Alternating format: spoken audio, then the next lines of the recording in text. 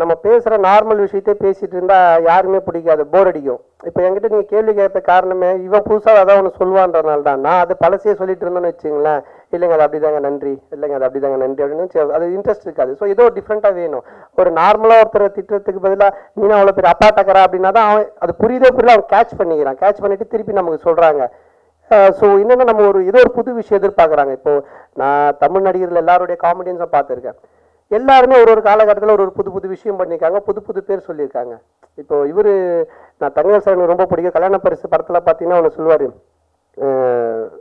அவர் சும்மா கட்டு போட்டுட்டு வருவார். அப்போ அங்கே ஒருத்தர் சாமியார் பாட்டு அவர் சும்மா கட்டு போட்டு அந்த பொண்ணு ஹீரோனிட்ட பேசிகிட்டு இருப்பார். அப்போ காயமே இது பொய்யடா காத்தடிச்ச பையனா ஒருத்தர் பாடின்னு வருவார்.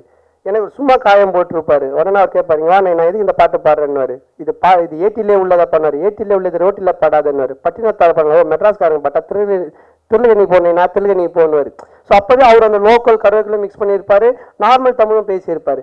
ஸோ அவங்கெல்லாம் பார்த்தா நான் பண்ணேன். ஸோ அப்போ அதே மாதிரி பண்ணாமல் நம்ம இப்போ இருக்க காலகட்டத்துக்கு என்ன சேஞ்ச் ஓவர் பண்ணலாம் அப்படின்ற கொஞ்சம் ரெஃபரன்ஸ் எடுத்து, அது மட்டும் இல்லாமல் நான் என்எஸ்கே சார் எழுதின புக்ஸு, நாகேஷ் சார் எழுதின புக்ஸ் எல்லாமே படிச்சிருக்கேன்.